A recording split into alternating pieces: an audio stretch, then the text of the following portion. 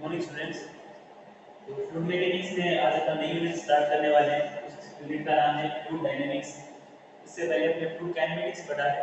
तो fluid dynamics अगर motion की अगर अपन बात करते हैं, किसी भी फ्लूइड मोशन की बात करें, जनरल आपने जब मैकेनिक्स में मोशन पढ़ा होगा तो मोशन को आपने दो टाइप में कैटेगराइज किया होगा। एक आपने पढ़ा होगा काइनेमेटिक्स, काइनेटिक्स, दूसरा आपने पढ़ा है डायनेमिक्स।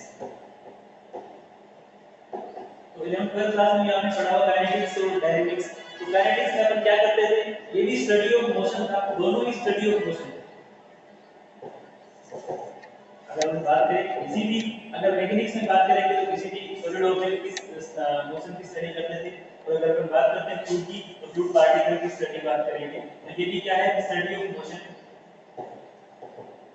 और fluid particle.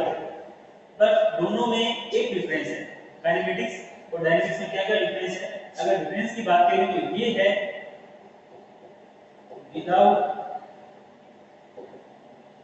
Considering the cause of motion, मतलब जिसकी वजह से मोशन हो रहा है उसकी स्टडी अपन नहीं करते किसके अंदर, काइनेटिक्स के अंदर, है ना। तो आपको पता होगा कि अगर फ्लूइड फ्लो हो रहा है और मोशन हो रहा है किसी भी फ्लूइड पार्टिकल के अंदर, तो उसके अंदर मोशन किसकी वजह से होगा, आपको पता होगा। कौन सा फोर्स होगा उस फ्लूइड पार्टिकल को मोशन करवाने में, आपको पता होगा फोर्स, है ना। क्योंकि फोर्स की वजह से ही मोशन हो सकता है। जब आप किसी के ऊपर प्रेशर अप्लाई करते हो तभी उसके ऊपर उसमें मोशन स्टार्ट होगा।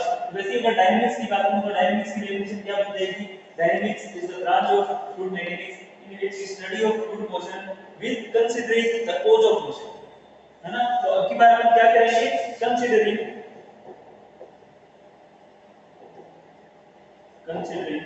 कोज ऑफ मोशन, मतलब अपन किसकी स्टडी करेंगे। अगर बेसिकली देखा जाए तो किसकी स्टडी करेंगे अपन, फोर्स के सारे जो भी फोर्स जिसकी वजह से मोशन हो रहा है उसको की बार अपन कंसीडर करेंगे, और उसके बाद अपन उस फ्लूइड पार्टिकल की स्टडी करेंगे, है ना। तो बेसिकली अगर देखा जाए फ्लूइड डायनेमिक्स का भी मोशन का कैटेगराइजेशन है, फ्लूइड डायनेमिक्स इस यूनिट का नाम है। तो मोशन में आपको ये काइनेमेटिक्स वाला पार्ट करने का है, उसमें काइनेमेटिक्स जब तक आपने पढ़ा था कहीं पे भी मैंने फोर्स की बात नहीं की, है ना। और अब अगर डायनेमिक्स की बात करूंगा तो मैं सारी फोर्स की स्टडी होगी। तो अब जो भी फ्लूइड पार्टिकल है उसके ऊपर कितने फोर्स लग रहे हैं उसको अपन कैसे इक्विलिब्रियम करेंगे, कैसे वो स्टेबल होगा, हम सब चीजों की अपन एक करते स्टडी करेंगे। अब देखा जाए कि किसी भी फ्लूइड पार्टिकल को अगर अपन एनालाइज करते हैं तो एनालाइज करेंगे तो किस बेस पे अपन एनालाइज करेंगे वो आपको देखना होगा। कोई भी अगर फ्लूइड पार्टिकल है तो एनालाइज होगा न्यूटन सेकंड लॉ, सबने पढ़ा होगा, सबने पढ़ा है F = ma।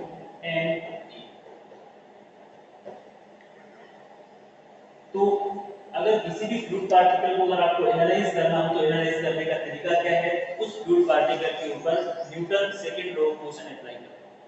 इस F का मतलब ये F केवल एक नहीं है, F और जितने भी फोर्स लग रहे हैं वो मास इनटू एक्सेलरेशन के क्या रहते हैं, इक्वल रहते हैं।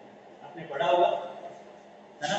और इसको डिस्क्राइब करने के दो तीन तरीके और हैं, F = mdv/dt, है ना। आपने लिखा होगा mass rate of change of momentum equals to force, है ना, न्यूटन सेकंड लॉ। तो अब अपन देखेंगे कि इस न्यूटन सेकंड लॉ को अप्लाई करेंगे, और अप्लाई करने के बाद उस फ्लूइड पार्टिकल की हम क्या करेंगे, स्टडी करेंगे। तो अब देखते हैं कि कौन कौन से फोर्स अगर किसी भी फ्लूइड पार्टिकल के कितने टाइप के फोर्स लग सकते हैं वो अपन देखते हैं।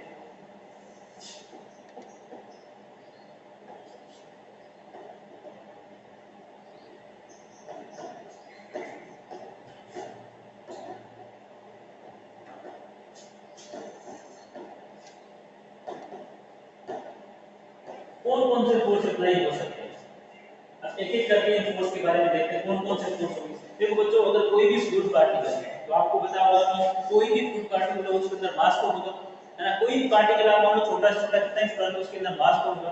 और आपको पता होगा कि यूनिवर्सल फोर्स होता है किसी भी बॉडी के अंदर, किसी भी ऑब्जेक्ट के अंदर अगर मास है तो उसके ऊपर ग्रेविटी फोर्स हमेशा अप्लाई होगा। तो सबसे नंबर 1 पर बात करें कौन सा फोर्स होगा, ग्रेविटी। तो ग्रेविटी फोर्स यूनिवर्सल फोर्स का अप्लाई होगा।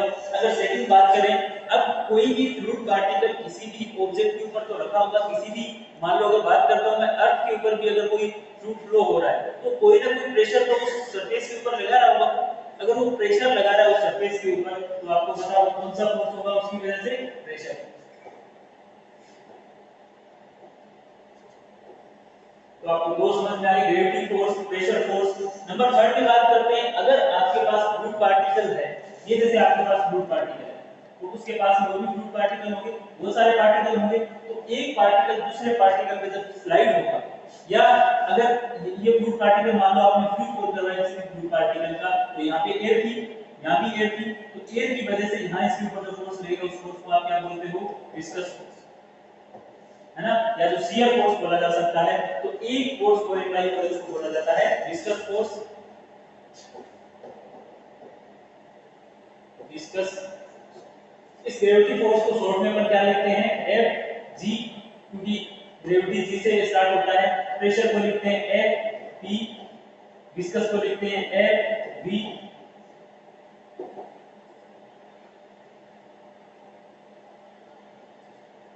इसके बाद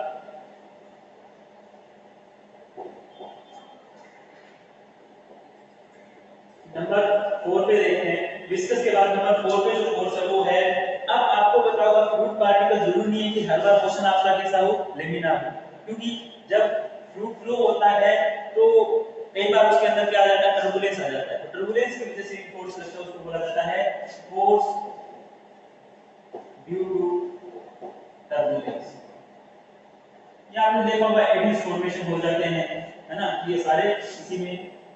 तो अगर नंबर 5 पे बात की जाए, टर्बुलेंस के बाद नंबर 5 पे बात की जाए, अब अगर फ्लूइड है, अगर वो क्लोज कंडक्ट में है, आपने देखा होगा क्लोज कंडक्ट में है, तो उसके ऊपर अगर प्रेशर अप्लाई हो रहा है तो थोड़ी देर आप प्रेशर को कितना सहन कर पाएंगे, उसके बाद फ्लूइड आपको पता है कंप्रेस भी हो जाता है थोड़ा बहुत, है ना। तो फ्लूइड के अंदर आप ऐसा मत मानना कि फ्लूइड के अंदर अपन केवल लिक्विड की स्टडी करते हैं, लिक्विड और गैस दोनों फ्लूइड के अंदर आते हैं, है ना। तो अपन लिक्विड को तो कंप्रेस नहीं कर पाते, लेकिन गैस को क्या कर पाते हैं, कंप्रेस कर पाते हैं। तो एक फोर्स आता है, वो आता है फोर्स ड्यू टू कंप्रेसिबिलिटी, मतलब F। और इसके अलावा बहुत सारे फोर्स बन जाते हैं, उसको मैं कुछ भी नाम ऐसे नाम देता हूं F माइनस, है ना। इनकी वैल्यू ज्यादा नहीं होती है, लेकिन बहुत सारे छोटे छोटे फोर्स होंगे जो उनको अपन नेगलेक्ट भी कर सकते हैं, ऐसा कुछ नहीं, नेगलेक्ट कर दो क्योंकि इतना ज्यादा इफेक्ट नहीं पड़ता। लेकिन ये सारे जो फोर्स है, जब मेजर फोर्स की बात की जाए तो तीन ही होते हैं, ग्रेविटी, प्रेशर और विस्कस। उसके बाद अगर सेकंड नंबर पे हम बात करें तो टर्बुलेंस की वजह से कंप्रेसिबिलिटी, है ना। तो ये सारे फोर्स अपन ने ये पढ़े हैं। अब इन सब अगर मैं बात करूं Newton second law of motion, अगर Newton second law of motion की अगर बात की जाए तो जब भी अगर मैं लिखूंगा कि F, जब भी मैं लिखूंगा F all equals to ma, तो आपको पता होना चाहिए इस F ऑल का मतलब क्या है। F all equals to force due to gravity, force due to pressure, force due to viscous force, force due to turbulence और फोर्स ड्यू टू कंप्रेसिबिलिटी और फाइनल। जब भी F ऑल की आप बात करोगे तो F ऑल किसके बराबर होगा, आपको पता होना चाहिए Fg Fp plus Fv plus Ft plus Fc और प्लस F। ये सारे फोर्स इसके अंदर आएंगे, ये किसके इक्वल है, F, है ना। तो अगर आप F all equal to ma करते हो तो इसी को बच्चों आप क्या बोलते हो, न्यूटन, इसको क्या बोलते हो, Newton second law of motion. ये आपका क्या है, Newton second law of motion है ना। तो अब Newton second law of motion के बाद देखो अलग अलग साइंटिस्ट आए, तो साइंटिस्ट ने क्या किया, कुछ कुछ फोर्स को नेगलेक्ट करते हुए कि भाई देखो इंसान क्या करता है, जिस फोर्स की वैल्यू को नहीं निकाल पाता है, उसको लगता है कि ये फोर्स ज्यादा मैटर नहीं करता है, या उसमें ये हो सकता है कि ये जो फोर्स है उसकी वैल्यू काफी कम है, तो ये फ्लूइड फ्लो को कहीं से भी इफेक्ट नहीं करेगी या उस पर कोई इफेक्ट नहीं डालेगी। तो क्या करता है, उस फोर्स को नेगलेक्ट कर देता है, और उस फोर्स को नेगलेक्ट करने के बाद वो स्टडी करता है और उसको अपना नाम दे देता है। क्योंकि देखो जो भी साइंटिस्ट वर्क करेगा, जैसे रिनॉल्ड ने कुछ भी काम किया है ना, या फर्डर ने कुछ भी काम किया, डेविड स्टोक ने जो भी काम किया, है ना। तो जो काम की उन्होंने जिस फोर्स को नेगलेक्ट किया उसके बाद जो इक्वेशन आई उस इक्वेशन को आप क्या बोलोगे, उस साइंटिस्ट के नाम से जानी जाएगी। तो ऐसे करके सबसे पहले जो साइंटिस्ट आए उसको हम देखेंगे रेनॉल्ड्स। उन्होंने क्या किया, तो उसके बाद अपन करते हैं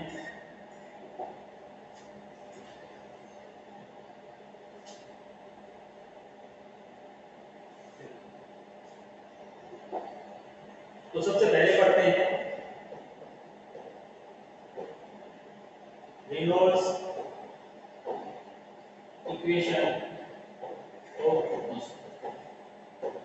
रेनॉल्ड्स साहब ने क्या किया, उन्होंने बोला कि अगर आप compressibility Fc and F minor are regulated, अगर आप इन दोनों फोर्सेस को नेगलेक्ट कर दोगे, उन्होंने सोचा कि कंप्रेसिबिलिटी जो फोर्स लगता है वो काफी कम रहता है और माइनर फोर्स है, इन दोनों फोर्स को अगर आप नेगलेक्ट कर दो तो जो आपके पास इक्वेशन आएगी उस इक्वेशन को आप क्या बोलोगे, Fg plus Fp plus Fv plus Fp। ये चार बचे तो दो तो कैंसिल हो गए, Fc और F माइनर इक्वेशन क्या होगा n। तो इस इक्वेशन को क्या बोला गया, रेनॉल्ड्स इक्वेशन ऑफ। ठीक है, तो रेनॉल्ड्स साहब ने क्या किया, कंप्रेसिबिलिटी की वजह से जो फोर्स था वो एक एक माइनर दोनों को क्या कर दिया, कैंसिल कर दिया, नेगलेक्ट कर दिया, इनसे ज्यादा इफेक्ट नहीं पड़ेगा मोशन पे, तो उन्होंने इस इक्वेशन को कैंसिल कर दिया। अगर सेकंड अपन बात करें तो रेनॉल्ड्स के बाद जो आए वो आए नेवियर-स्टोक्स। नेवियर-स्टोक्स ने क्या किया, उन्होंने क्या कि जो रेनॉल्ड्स ने काम किया था किस किस को कैंसिल किया था, डबल करते हैं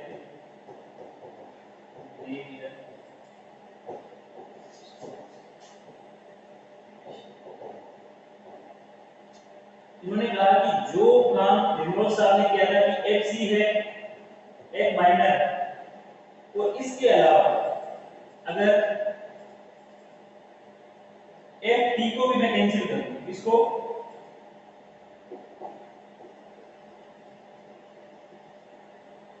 इसके अलावा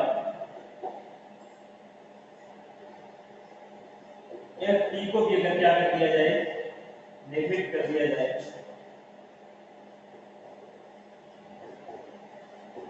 क्या कर दिया जाए कि अगर कंप्रेसिबिलिटी फोर्स को, माइनर फोर्सेस को और फोर्स ड्यू टू टर्बुलेंस, इन तीनों फोर्सेस को अगर कैंसिल कर दिया जाए तो जो इक्वेशन बचेगी उस इक्वेशन का नाम क्या होगा, नेवियर-स्टोक्स इक्वेशन ऑफ मोशन। तो आपको पता है इसमें से दो तो पहले कैंसिल करते हैं, अगर इस टी वाले को भी कैंसिल कर दें तो आपके पास क्या बचेगा, आपके पास होगा F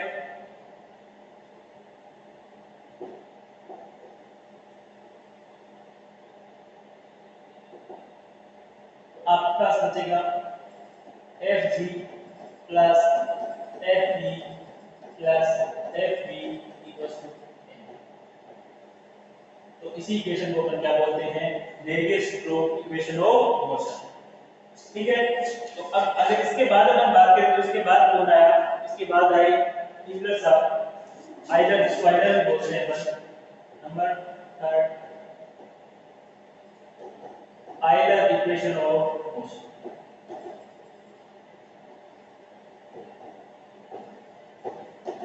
तो इन्होंने क्या किया कि जो काम रेनॉल्ड्स साहब ने किया है, नेवियर-स्टोक्स ने किया है, वो तो करना है।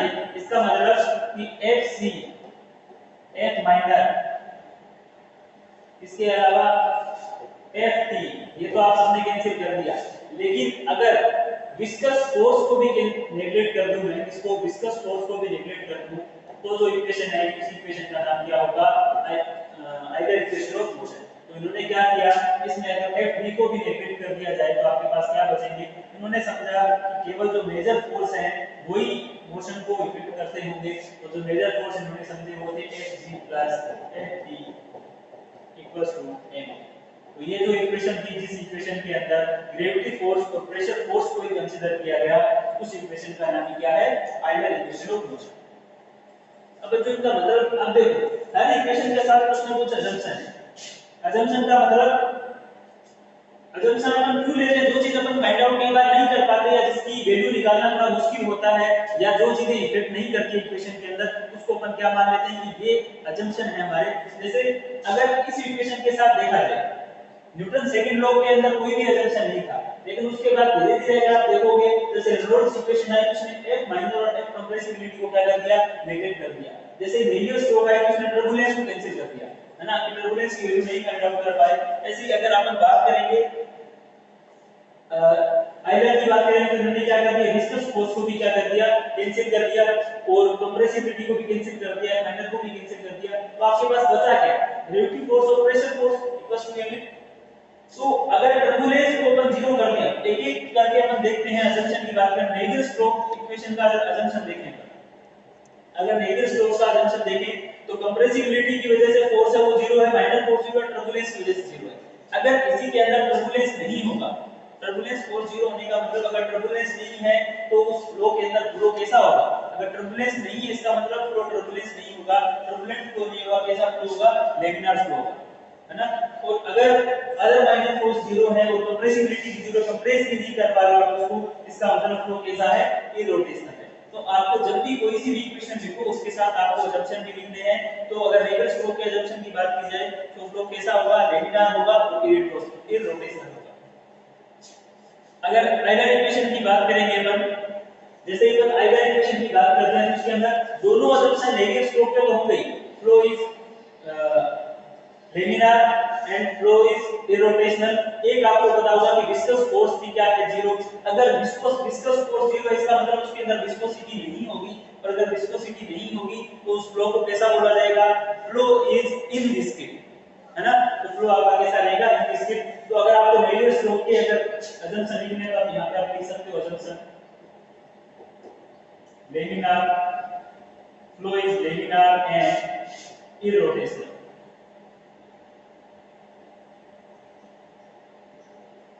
Flow is laminar and irrotational.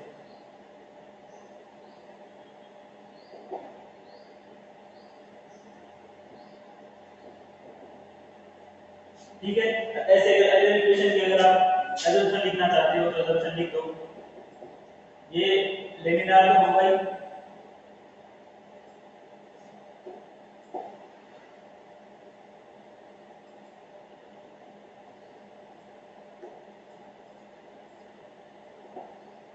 तो लेमिनार होगा पहले,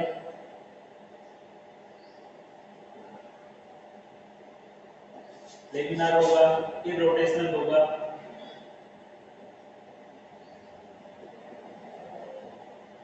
और क्या होगा, विस्कस फोर्स की जरूरत क्या होगा, इनविस्किड होगा।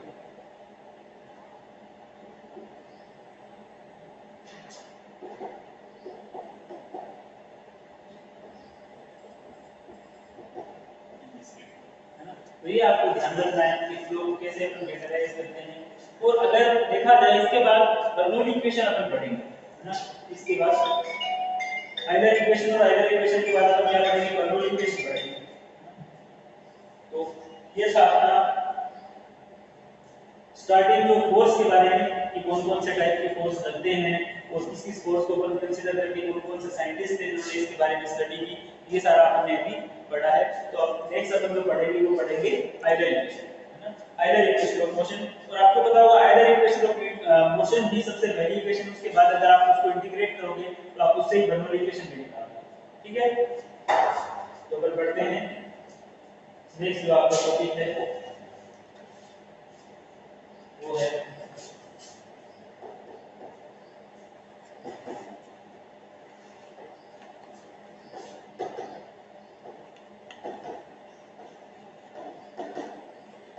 Euler equation of motion. तो देखो आइलर सबसे पहले आपको पता होगा जब भी कोई भी इक्वेशन, मैंने तीनों टाइप की इक्वेशन करवा दी आपको, Reynolds equation of motion, radial stroke equation of motion and Euler equation of motion. जैसे ही आपको सबसे पहले जैसे नाम लिखा कि आइलर इक्वेशन ऑफ मोशन, तो क्या-क्या चीजें आपको पता होगा, सबसे पहले आपको पता होना चाहिए कि असम्पशन क्या है। असम्पशन क्या-क्या थे, सबसे पहले फ्लो इज लिनियर। नंबर 2 अगर बात की जाए flow is irrotational. Number third की बात की जाए फ्लो इज इनविस्किड। ठीक है, ये तीनों। तो इसका मतलब आपको क्या क्या देखना है, अगर आपके पास इक्वेशन देखी तो Fg + Fp = m, केवल आपको कौन कौन सा फोर्स कंसीडर करना है, फोर्स ड्यू टू ग्रेविटी और फोर्स ड्यू प्रेशर फोर्स, वही आपको कंसीडर करना है। तो एक बार थोड़ा सा इससे पहले जो इसमें काम आने वाली चीजें मैं आपको बता देता हूँ। इस इक्वेशन के अंदर अगर आपके पास कोई भी ऐसा फ्लूइड पार्टिकल, जैसे आपने सिलेंड्रिकल फ्लूइड पार्टिकल लिया आपने, ठीक है, अगर इसकी लेंथ कितनी है, ds है, अगर ये एंगल थीटा बन रहा है, अगर इसके वॉल्यूम की बात की जाए, इसकी लेंथ ds है, इसका एरिया कितना है, dA है ना। तो अगर डेंसिटी बात करें तो डेंसिटी क्या होता है, डेंसिटी रो इक्वल्स टू क्या होता है, या मास की बात, डेंसिटी से पहले अगर हम मास की बात करें, सॉरी मास की बात करें, अगर इस फ्लूइड पार्टिकल की मास की बात करें तो मास क्या होता है, रो इनटू वॉल्यूम, रो इनटू वॉल्यूम। और रो अगर इसका वॉल्यूम की बात करें तो वॉल्यूम कितना होगा इसका, किसी भी सिलेंडर का वॉल्यूम आप कैसे निकालते हैं, एरिया इनटू लेंथ ds, रो dA इनटू ds, इसका क्या होगा, मास होगा। अब अपन देखते हैं, आपको पता होगा जब भी आप किसी भी एनर्जी की इक्वेशन निकालोगे या बर्नौली इक्वेशन निकालोगे, तो बर्नौली इक्वेशन है क्या, एनर्जी की समेशन ही, एनर्जी की इक्वेशन ही है बर्नौली इक्वेशन। तो अगर बोला जाए कि ये जो लेंथ है ये कितनी है, dz, अगर आपको बोला जाए कि ये लेंथ कितनी है, dz है, तो dz और ds के अगर आप देखा जाओ, अगर dz की वैल्यू निकालना, आपको ds पता है, तो ds की हेल्प से अगर आप ds निकालना चाहो तो आपको बताओ इसमें मैं sin थीटा अप्लाई करता हूं, इसके अंदर मैं sin थीटा अप्लाई करूं तो sin थीटा क्या होगा, बताओ, sin थीटा होगा dz अपॉन ds। तो यहां से आपके पास जो dz की वैल्यू आएगी वो कितनी आएगी, ds sin। ठीक है, ये क्यों बता रहा हूं, क्योंकि ये चीजें आगे जो इक्वेशन बनेगी उस इक्वेशन में काम आएगी, इसलिए आपको थोड़ा सा पहले बताना जरूरी है, dz ds sin। ठीक है, ये आपको समझ में आया। अब अपन देखते हैं, ये इतना आपको पहले क्या करना है, अगर इक्वेशन है तो तीन आपके असम्पशन थे, ये आप ये अप्लाई करोगे, उसके बाद तो अपन डायग्राम बना के करना स्टार्ट करते हैं इस इक्वेशन को। ये मैं इधर कर देता हूं, अब अपन करना, अब देखिए ये आपके पास में सिलेंडर,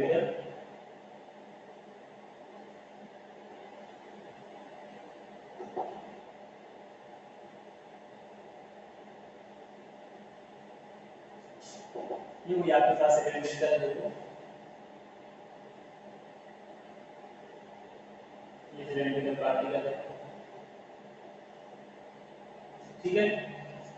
अब आपको पता है केवल आपको दो ही फोर्स कंसीडर करनी है, पहला फोर्स मैं कर रहा हूं प्रेशर फोर्स, P D, अगर यहां से P D लग रहा है तो यहां से कितना होगा, आपको पता होगा P प्लस dP। अब हो सकता है कि प्रेशर थोड़ा सा ज्यादा है थोड़ा सा कम, इसके अलावा कुछ होगा नहीं, है ना, या तो dP का मतलब dP की वैल्यू पॉजिटिव भी हो सकती है और नेगेटिव भी हो सकती है ना, तो P plus dP into D। अब इसके अलावा अगर यहां कहीं इसका सेंटर होगा तो इसकी वजह से यहां क्या लगेगा, mg फोर्स लगेगा। अगर mg फोर्स लगेगा तो अगर ये एंगल आपको पता है थीटा है, अगर एंगल थीटा है तो इधर लगेगा mg cos थीटा और इधर लगेगा एक फोर्स लगेगा इधर की साइड, वो होगा mg। लाइन थोड़ी टेढ़ी बनी है लेकिन इसके इधर क्योंकि लिखा हुआ है mg। तो आपको पता होगा प्रेशर फोर्स और ग्रेविटी फोर्स दो ही कंसीडर करने हैं, तो अगर देखा जाए तो यही फोर्स कंसीडर होंगे, इसके अलावा कोई फोर्स कंसीडर नहीं होंगे। अब आपको पता है कि F क्या होता है, ma, a मतलब क्या है, एक्सीलरेशन, और एक्सीलरेशन फंक्शन किसका होता है, space and time. Sorry, acceleration से पहले हम थोड़ी सी वेलोसिटी की बात कर लेते हैं, क्योंकि वेलोसिटी आएगी उसके बाद एक्सीलरेशन आएगा।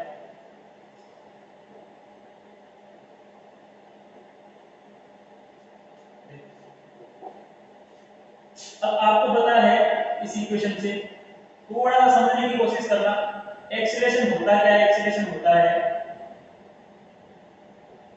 dv by dt, है ना। अगर वेलोसिटी का एक बार अपन डिफरेंशिएशन कर दे तो आपके पास क्या आ जाएगा, एक्सीलरेशन आ जाएगा, ठीक है। तो वेलोसिटी क्या होती है, ds by dt, है ना, change in distance with respect to time, जैसे हमने वेलोसिटी आपको बताई है। तो इसका मतलब जो वेलोसिटी है वो किसका फंक्शन रहता है, अगर वेलोसिटी की बात करूं तो वेलोसिटी किसका फंक्शन रहेगा, space and time, space and time का फंक्शन है वेलोसिटी। तो अगर इस केस में मुझे अगर dv by dt की वैल्यू निकालनी है, मुझे निकालना है कि एक्सेलरेशन निकालना है, तो अगर एक्सेलरेशन निकालना है आप खुद सोचिए, एक्सेलरेशन इक्वल्स टू है dv by dt और वेलोसिटी फंक्शन है स्पेस एंड टाइम का। तो क्या इसको ऐसा लिखा जा सकता है? आपने इस केस में जब आपको टोटल डिफरेंशिएशन निकालना होता था तो आपने फर्स्ट ईयर में किया होगा डिफरेंशिएशन, तो आप कैसे करते थे? b का पहले किसके रिस्पेक्ट में अगर a की वैल्यू निकालनी है कैसे करते थे? पहले b का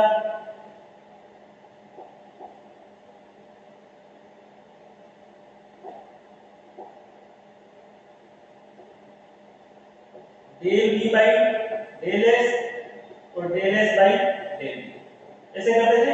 पहले b का s के रिस्पेक्ट में, फिर s का t के रिस्पेक्ट में। इसके बाद कैसे करते थे आप? फिर del v by del t, फिर करते थे del v by del t into del t by del t, ऐसे करते थे आप del v by del s into ds by dt और del v by dt और into dt by dt, है ना? ऐसे करते थे। तो अब देखो ये dt से तो dt कैंसिल हो जाएगा और a की जो वैल्यू आएगी आपके पास, a की जो वैल्यू आएगी वो क्या वैल्यू आएगी? del s by del t को क्या लिख सकता हूं मैं? v लिख सकता हूं, v del v by del s plus del v by del t। ये मैंने पहले भी करवाया आपको एक्सेलरेशन के अंदर, ऐसा पहली बार नहीं करवा रहा हूं, इससे पहले भी मैं करवा चुका हूं। del v by del t global acceleration होता था और ये कन्वेक्टिव एक्सेलरेशन होता था। ये चीज मैं पहले भी करवा चुका हूं, तो आप ऐसे मत सोचना कि पहली बार आया है एक्सेलरेशन।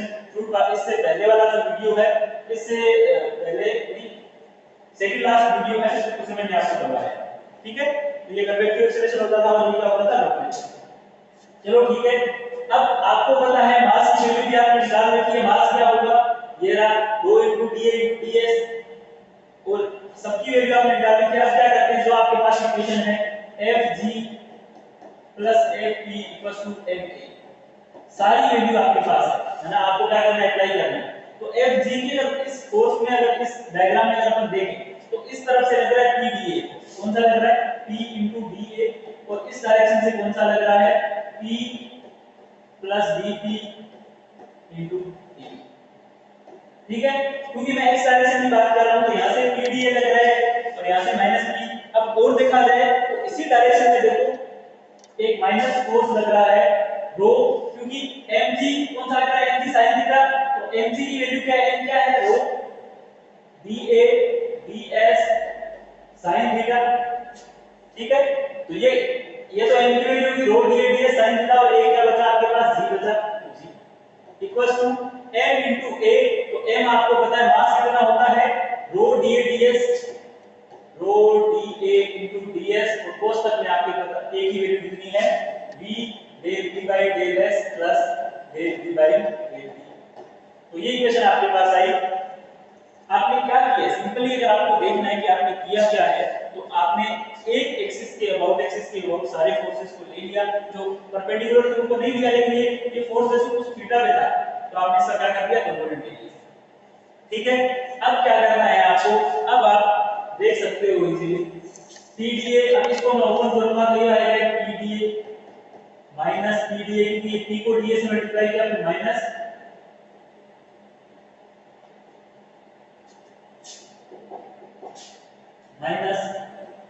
dP into dA और माइनस ये हो जाएगा रो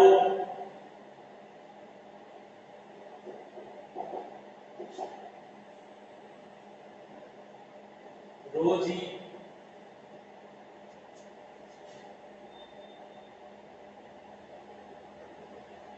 dA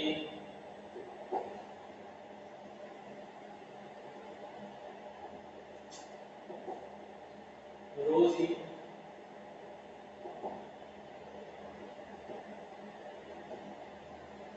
dA ds sin theta, ठीक है? और इक्वल टू क्या है आपके पास? ये चीज रो, ये जो भी है एच डी आ जाएगा ऊपर वाला रो dA ds, ठीक है? यहां से देखोगे PdA से PdA क्या हो जाएगा? कैंसिल हो जाएगा। और आपके पास अब पूरे इक्वेशन में आप देखो, आपके पास dA, पूरे इक्वेशन में dA आपको लिखना है। dA यहां भी दिख रहा है आपको, ये dA यहां भी दिख रहा है, dA यहां भी है और dA यहां भी। तो dA को कैंसिल कर दो पूरी इक्वेशन में से, तो यहां आपके पास बचेगा माइनस dp, इधर बचेगा माइनस, अब देखो एक है ds sin थीटा, यहां से दिख रहा है आपको ds sin थीटा, और यहां पे आपने वैल्यू निकाली थी ds sin theta equal to क्या होगा, dz होगा, तो माइनस g dz है ना, तो एक आपके पास है रो भी है, रो जी dz इक्वल टू यहां से रो, थोड़ा सा काम करने में दिक्कत आ रही है,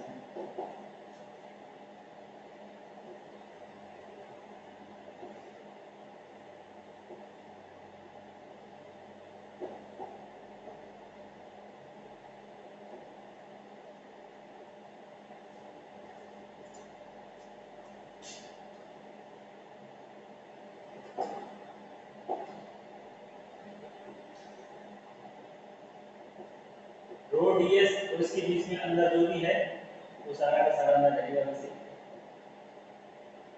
है ना, ये जो भी था d dv by ds plus dv by dt ये चीज रहेगा। तो इतना आपको समझ में आया, आपके पास इक्वेशन, अभी आप अगर इक्वेशन को आपको देखना है तो ये दोनों वैल्यू किसमें है, माइनस में, और ये प्लस वाली, तो सारी वैल्यू एक तरफ इधर लेके जाऊंगा तो आपको पता होगा आपके पास क्या आएगा, dp plus rho g dz plus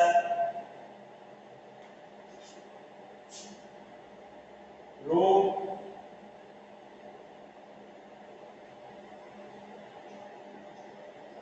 ds, और ये एज इट इज आपके पास ये जो वैल्यू है इसके अंदर वाली as it is equals to 0, तो आपके पास ऐसी कुछ इक्वेशन आएगी dp plus rho g dz है ना, प्लस रो ds करके ये इक्वेशन आएगी, इस इक्वेशन को हम बोलते हैं यूलर इक्वेशन ऑफ मोशन, है ना, मैं थोड़ा सा इसको, तो इस इक्वेशन को बोला जाता है यूलर इक्वेशन ऑफ मोशन। इसको दोबारा लिख देता हूं, ये इक्वेशन कैसी आएगी, ये इक्वेशन आएगी ऐसे dp plus rho g dz plus रो ds, कोष्ठक में आएगा v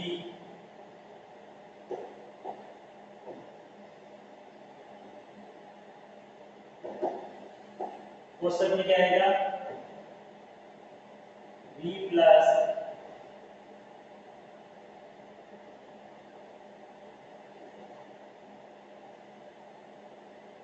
del v by del s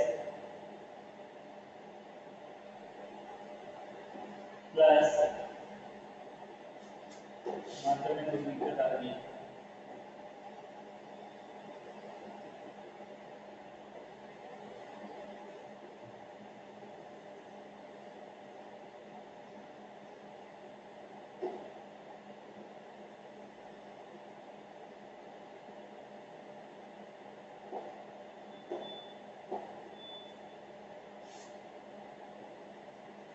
तो अंदर क्या है v plus del v by del s plus del v by del t equals to 0, ये आपकी क्या आ गई अगले इक्वेशन ऑफ मोशन है ये। अब इसमें अपन अलग अलग टाइप के कंजम्पशन लगा के, जो कि अगर फ्लो स्टडी है तो कैसा होगा, ये सारे कंजम्पशन लगा के अपन इक्वेशन निकाल सकते हैं, है ना, तो ये जो आपकी इक्वेशन आई है वो आइडल इक्वेशन ऑफ मोशन है। इसमें मतलब आपने कोई भी देखा जाए तो अलग से कोई एजम्पशन, जैसे अगर ये फ्लो स्टडी होता है ना, अगर आपका फ्लो कैसा है स्टडी, तो स्टडी फ्लो में, स्टडी फ्लो का मतलब क्या होता है कि वेलोसिटी है वो टाइम के ऊपर डिपेंडेंट नहीं है, इसका मतलब dv by dt की वैल्यू कितनी आएगी, इसका मतलब dv by dt की वैल्यू कितनी आ जाएगी 0। तो इस इक्वेशन में अगर मैं dv by dt को 0 कर दूं तो आपके पास जो इक्वेशन है इसको अपन क्या बोलते हैं, सॉरी ये जो वैल्यू है यहां v प्लस नहीं था, v dv by ds था, तो ये इक्वेशन, ये जो इक्वेशन है इसको अपन क्या बोलेंगे, स्टडी फ्लो की इक्वेशन होगी, है ना। ये अपन आगे वाली क्लास में अपन कंटिन्यू करेंगे, थोड़ी सी प्रॉब्लम आ रही है इसमें बोर्ड में, तो अपन नेक्स्ट क्लास में करेंगे। ये भी यूलर इक्वेशन ऑफ मोशन हो गई है, इसकी जो केस करने वो बाकी है ना, तो यहां तक आप इसको अपना राइट कर लेना अपनी बुक के अंदर, जो भी नोटबुक के अंदर, है ना, तो आगे अपन नेक्स्ट क्लास में पढ़ेंगे। Thank you.